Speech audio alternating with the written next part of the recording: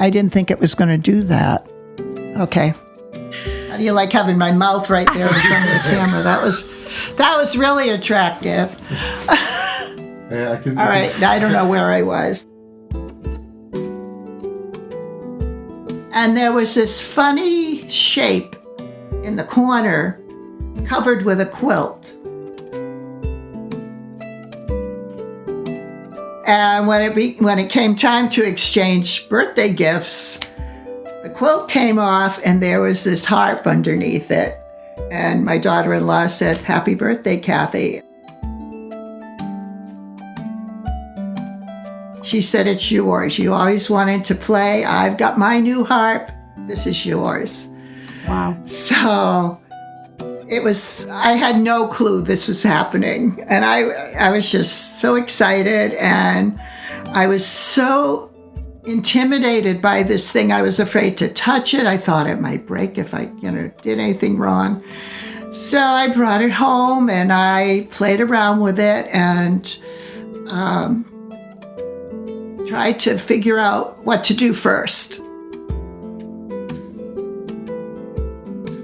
I lost control of my right hand. It was spasming, and I couldn't even place my fingers. And, they were like hitting the strings. And fortunately, the piece had several sections, and I got to the end of one and kind of shook my hands out and proceeded, and I finished.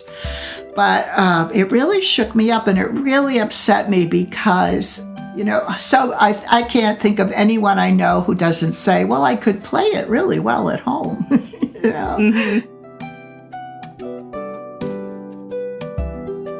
Welcome to the How to Harp podcast, where your harp, your journey are always front and centre. I'm Heather Downie, harpist and founder of How to Harp, your online space for expert guidance and endless inspiration. Each week, we are here to empower, inspire, and encourage you, whether you're just beginning or many years into your harp adventure. From chats with world-class professionals to real stories from everyday harpists, to practical tips you can use right away. This podcast is all about helping you feel happy, confident, and fulfilled with your harp.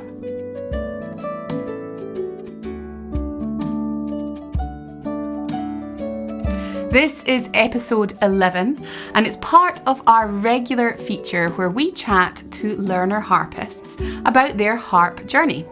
In this episode, I'm joined by Kathy Lowe, a long-time member of How to Harp and the creative mind behind the Prime Time Harpist YouTube channel. Kathy shares her wonderful story of how she first discovered the harp, how a surprise birthday gift started it all, and how her passion has grown into a way of inspiring others online. We also talk about learning later in life, dealing with performance nerves, and finding joy in progress rather than perfection. It was extra special to record this episode because William and I had the chance to meet Kathy and her husband Rick in person at the How to Harp retreat here in Scotland at the start of the year. She made the huge journey over to join us, and it was lovely to finally meet after so many years of seeing each other online in our community. Hello, Kathy. How are you doing today? It's great to see you. You too, Heather. How are you? Doing great. Yeah, not too bad. Thanks. Not too bad. Just, getting along as you do. Right? Busy all the time, I bet. Yeah, no, well, yeah, absolutely. It's great to have you on our podcast. Thank you so much for joining us. I'm so excited about chatting to you because you've got such an interesting learner journey and you're doing so many fascinating things. But before we jump into all the exciting things you get up to, we'd love to hear where it all began. So can you tell us how you got into harping? Well, it's kind of a long story. I'll try not to make it too long. I have a daughter-in-law who plays harp. And I always told her how much I had wished to play it. And it happened that she was looking to buy a new harp, and the person selling it coincidentally lives right here in the same town that I do. So she asked me to go along with her to look at this harp. And when we got there, I went on and on about, always wanted to play. I never did. And so she bought the harp. She took it home. That was the end of that. A couple weeks later, it was my birthday, and we had a family trip. We were all away together, and her birthday's a few days after mine. So we were celebrating birthdays, and we were staying in a B&B, and Rick and I, my husband Rick and I, went to meet them for dinner. And there was this funny shape in the corner covered with a quilt. And I asked my granddaughter if she had made herself a fort, because she was pretty little back then. And they all kind of just looked strangely at me. No one said anything. And when it came time to exchange birthday gifts, the quilt came off and there was this harp underneath it. And my daughter-in-law said, "Happy birthday, Kathy." And it was a little stony and even song harp, 21 strings, I think. She said, "It's yours. You always wanted to play. I've got my new harp. This is yours." Wow. So I had no clue this was happening. And I was just so excited. And I was so intimidated by this thing. I was afraid to touch it. I thought it might break if I, did anything wrong. So I brought it home and I played around with it and tried to figure out what to do first. And it turns out that the person who sold my daughter-in-law the harp, I approached him and I said, "Could you just get me started?" And he said, "Sure." And he gave me a few lessons. And he was a very nice person, but I wasn't feeling like he and I were on the same wavelength. So I said, "I think I'll take a few weeks off and work on my own, because I know how to read music. I've played other instruments. I can pick this right up on my own." So there I go. I soon found out the harp was so different. Yes. And so I decided I needed another teacher. And serendipitously, I went to a program at my public library. Lovely lady was there, playing harp, singing songs, telling stories. Wow. She lives in my town. And she said, "I give lessons if anybody's interested." So I went and took lessons from this lovely woman. And she was great. She got me going. And I used to tell people it was like harp lesson and therapy all combined. I know that, actually. I feel like a lot of my lessons are like that too. She was so generous with her time. And she said, the first thing she said to me is, "Well, what's your harp's name?" Nice. And I had to name my harp. And, and then she said, "Now you need to decide what to call yourself. Are you a harper or a harpist?" And I thought, well, gee, if I say I'm Kathy Lowe Harper, they might think that I divorced my husband and changed my name, or married somebody else. So that's how come it became Kathy Lowe Harpist. And then the continuation of the story is, after about a year, my lovely daughter-in-law, Erin, she's always looking on eBay and other places for harps. Found a harp on eBay, and it was being sold by someone in New Hampshire, not too far from us. And she said, this was a 26-string triplet harp. Not 26, 34-string triplet. Ah, okay. And so we trucked up to to actually Vermont, I guess he was in.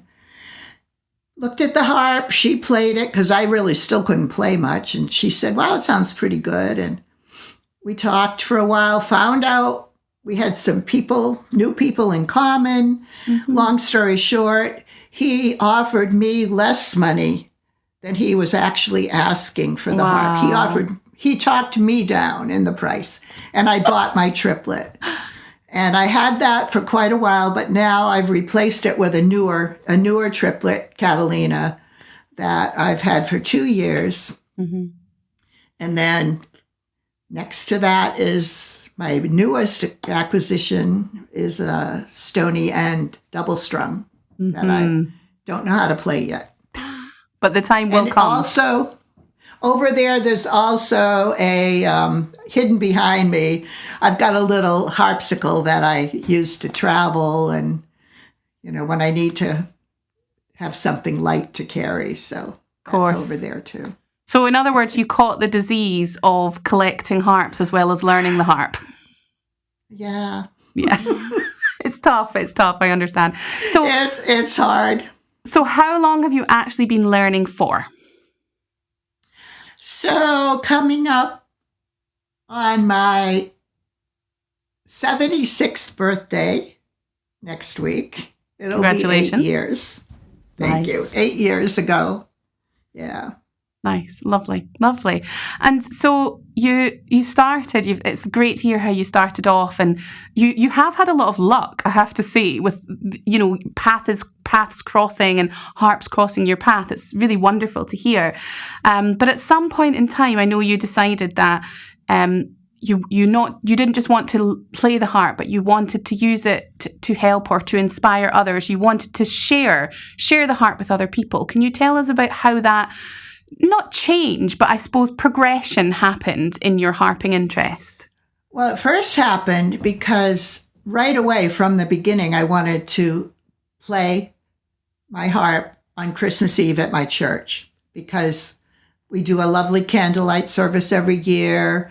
And it always ends with all the lights go out, just the candles are lit, and we sing Silent Night. And I thought, I just want to play Silent Night while everyone sings.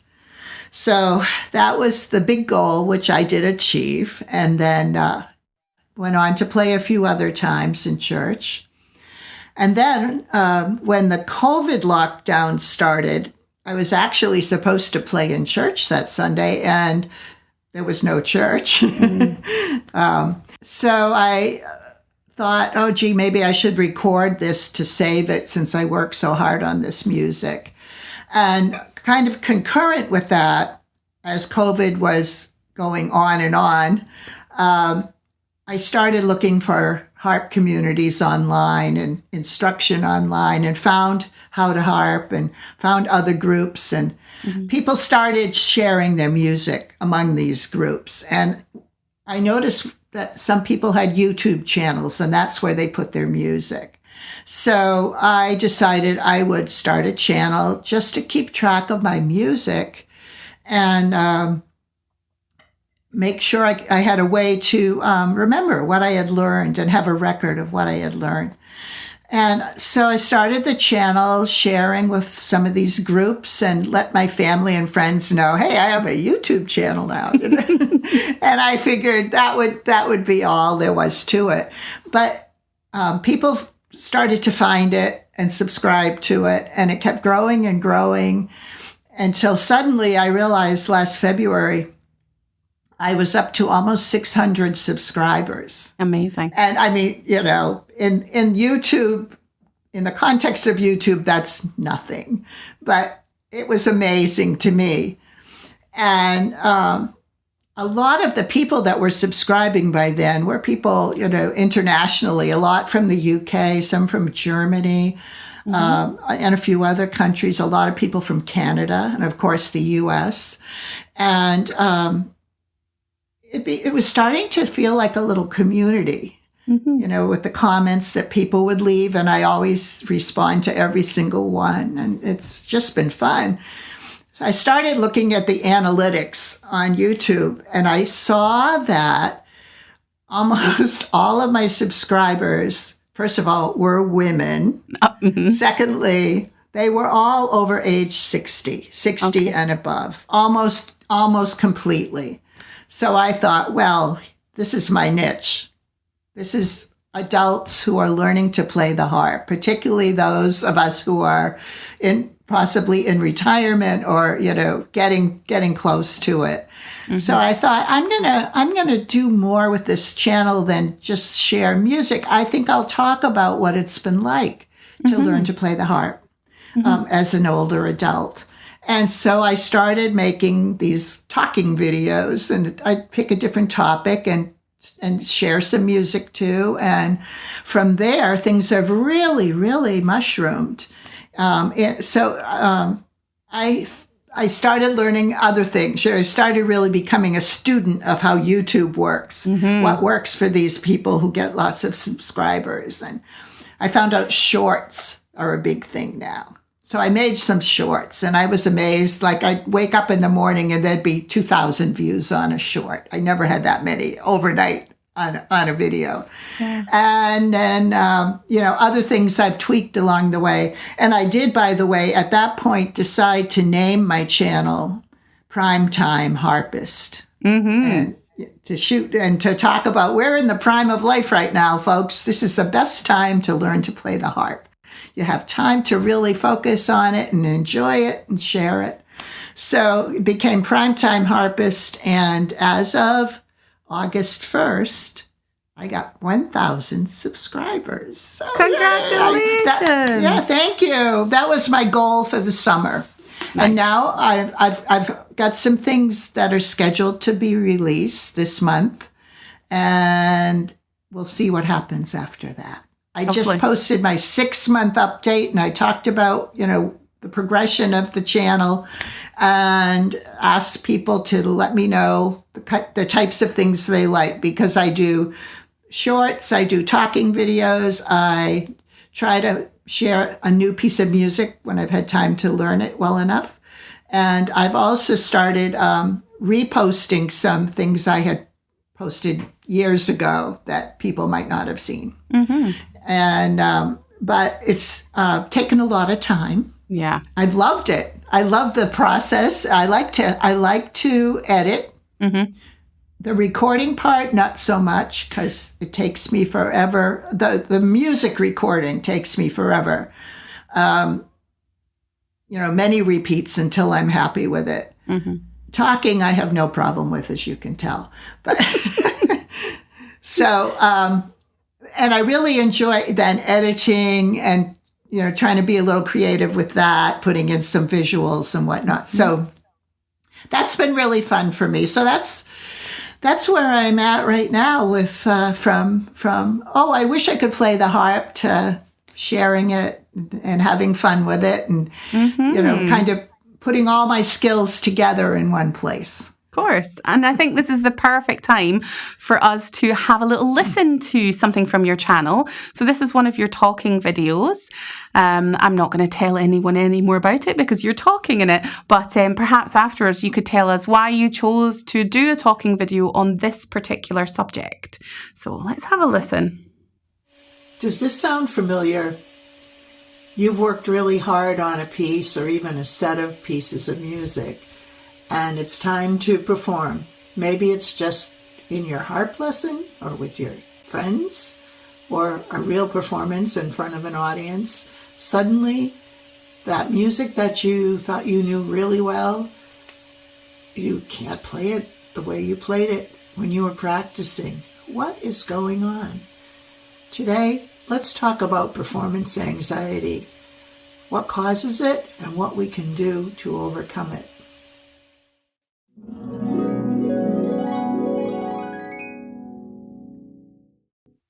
Nice. So, performance anxiety. Oh, thank you. So, I've always been an ensemble musician in a band in high school and college, and chorus and choir. And when I started to play in front of people, I really got nervous. And that didn't seem to be improving over time. And about a year, maybe more ago, I played one summer Sunday in church, and my hands were shaking so badly at one point that I lost control of my right hand. It was spasming, and I couldn't even place my fingers. And, they were like hitting the strings. And fortunately, the piece had several sections, and I got to the end of one and kind of shook my hands out and proceeded, and I finished. But it really shook me up, and it really upset me because so I can't think of anyone I know who doesn't say, well, I could play it really well at home. Even going into a private lesson, you feel that way. You get something changes when it's for real. Yeah. And I thought, I've got to get over this. And I know the bottom line is the only way you get over it is to keep on doing it. I mean, as a new teacher, I was nervous in the classroom for a while, and then I ended up late in my career being a presenter at large conferences. No problem to get up and talk to people. So why can't I feel that confident when I play the harp? I want that feeling, and I want to also be able to have people feel what I feel when I play the music, feel that emotion that's there. I want to communicate that and not communicate, I'm a nervous wreck. And I think I put on a pretty good game face, and I think most people don't realize that I'm nervous because I've been told many times, you look so calm. And I've also been told the mistakes that I think are huge are not as huge as I think they are. But anyway, that really upset me, and I saw the recording of it, and I said, I've got to do something. And so I became determined. This is my goal. I've got to conquer this. So I really focused on that. I joined your practice performing group where you give tips on exactly this issue. And I participated every single month after I joined it. That helped a lot. Just really tried to implement a lot of the ideas that I had picked up along the way.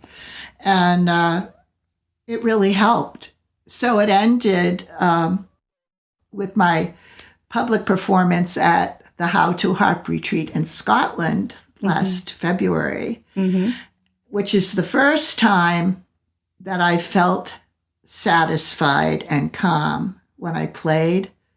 I was not nervous at all. I'm sure it had so much to do with the company I was in. I mean, you're with a whole bunch of harpists who, that doesn't intimidate me because they're the most kind, accepting, affirming, comforting people you could ever want to play for. So the whole mood of that time was like that. So I felt comfortable, and it went great. And I hope I'll feel that way again. I have played since in church, I think only once since then. I wasn't as nervous as before. It went okay. It was okay. Everybody loved it. It was, in my mind, still, and that's one of my main issues is that higher expectations than I should have for myself, I think sometimes. It's always the expectation is unrealistic most of the time. And I'm learning to tell myself, don't let perfect be the enemy of the good. That is such a good way of looking at it. What a great tip. And why don't we take this opportunity then to celebrate that win for you and watch a snippet of the performance. So this is recorded live at the To Harp retreat. And this is you playing in relaxation and beautifully sharing with us all. Let's have a listen.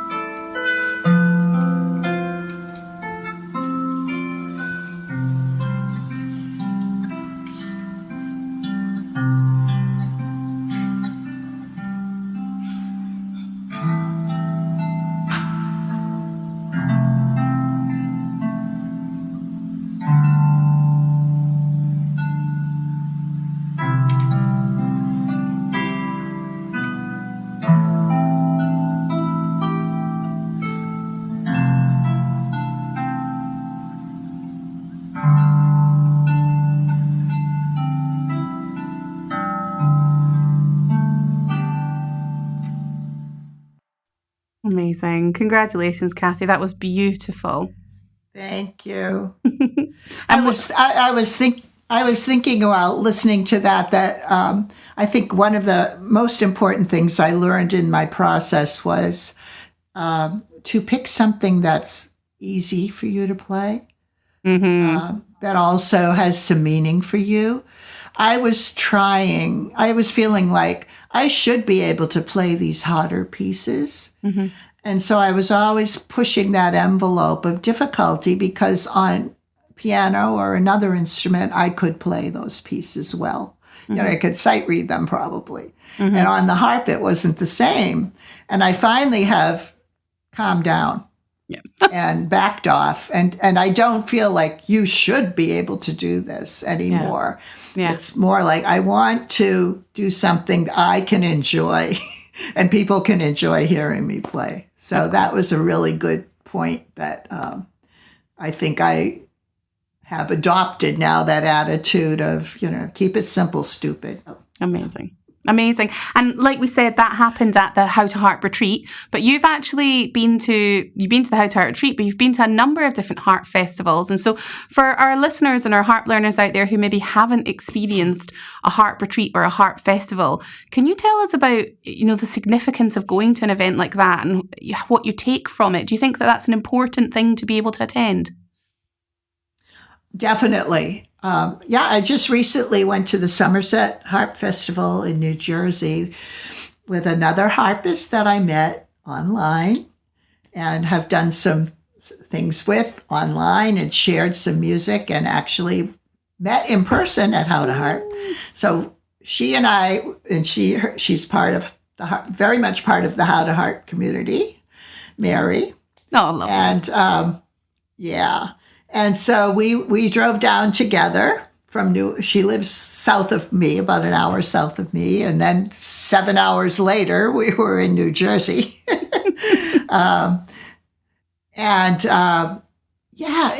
That's the only other big harp. That was a huge harp festival. I don't know how many people were there, but the exhibit hall alone is worth going for. There were, I don't know how many different harp makers there. So there was this sea of harps. Everywhere you turn, there were harps everywhere. There's nothing like it. I mean, I think everyone should try to go to something where you can get together with other people like you. We play mainly a solo instrument. If you can be in some kind of an ensemble, or even just sharing virtually is very valuable, but being in person, seeing all the different harps, getting to try them out. One of my favorite things they did was called a harp tasting, where you get to hear different harps, but you don't get to see them. You just hear them. And then you get to kind of write down your notes and score them and then pick your favorite. And because of that, I ended up coming home with a new harp. Yeah. So. That's why they do it. That's how they reel you in. Yeah. Well, they sure caught you, Kathy. They saw you coming, I think. Oh, dear, that's funny. I think so.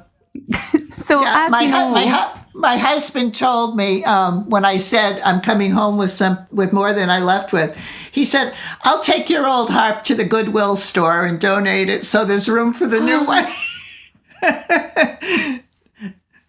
But he didn't do that, of course. No, of course not. He himself, I had to remind him how many trumpets he owns. So that was the end of that conversation. So. Good, quite right. Well, as you know, Kathy, a lot of the people who will be listening to this podcast are harp learners. Some of them just starting out their journey or some further down the line. But to help them understand a little bit more about learning the harp and also to help us feel more related to each other, as hard as it might be, I'd really love you to share a low point from your learning journey, but I would like you to then follow it up with the highest point from your learning journey so we can really hear, some of the things you've been through, the lows and the highs.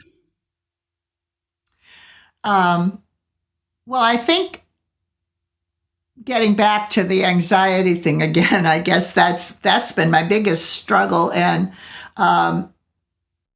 my own perfectionism has, hindered me. And also feeling like my musical ability was greater than my harp playing ability. And so, that was a struggle for a while to come to terms with that. No, you're a beginner now, get over yourself. And I know a lot of people who are starting the harp have played other instruments, and they've shared, they have the same problem. Mm-hmm. In the beginning, I bought all this sheet music, that I can't play. I won't live long enough to learn all the music that I own. I'm trying to rein myself in, but then the next pretty thing comes along and you have to learn it. So it's hard. But I don't know. I guess the lowest points were, the playing and not being happy about it. Mm-hmm. And feeling like, maybe I should stop trying to play for people, mm-hmm. But then I thought, well, why am I learning to play if I can't share this? So I guess that was probably the hardest thing. I've had a recent challenge mm-hmm. of suddenly started having some pain. And it turns out I have arthritis now in both of my shoulders. Oh, gosh. And I'm actually adapting to it now. I was hoping it was something that could be fixed. Mm-hmm. So I had to come to terms with the fact that you can't fix arthritis, but you can manage it. Mm-hmm. And I've been through physical therapy now, and I'm religiously doing my warm-ups before I play. Glad and to hear stretches. I'm doing a lot of movement because that's what helps. The longer you're still and in one position with arthritis, the worse it is. Mm-hmm. The more you move.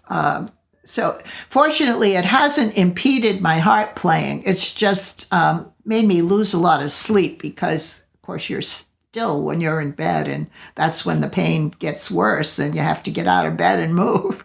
So that's the challenge I'm dealing with now, but it's much, much better. So, but all through that, when I played the harp, it wasn't painful. So my fear was I'm not going to be able to play, but that has not happened. So that's been a good thing. Good. And you saw my high point already. So. And it was wonderful. I'm so glad we got to share it with you. Wonderful. Thank you. Well, it was wonderful to be there. And I'm just so grateful to you for building this wonderful harp community. And seeing how you have progressed since things have changed a lot. Started. Yeah, because you've been with us for a long time. There's been a lot of changes that have happened. Yeah, and that's the other thing that fascinates me about social media now. And had it not been for COVID, a lot of what we do and how we do it right now would not be the same. It's just, so that was a great outcome of terrible situation. Mm-hmm. So talking about the How to Harp membership, we like to ask our How to Harp members this, but you are a very valued member of the How to Harp community, and we'd love to know what your favourite part of How to Harp is. Oh, wow. There's so much because you have the guest artists, which are great. I think my favorite part, though, is the practice together sessions. I like those because we always get to chat a little bit before we play, and then we chat a little bit more at the end. And it's just something about almost being in a room with people. We can't hear each other, but we're all working away. And that's helped maintain connections with people, the people I initially met and then met, at the retreat. And I feel like I have friends all over the world that I never would have made. Yeah.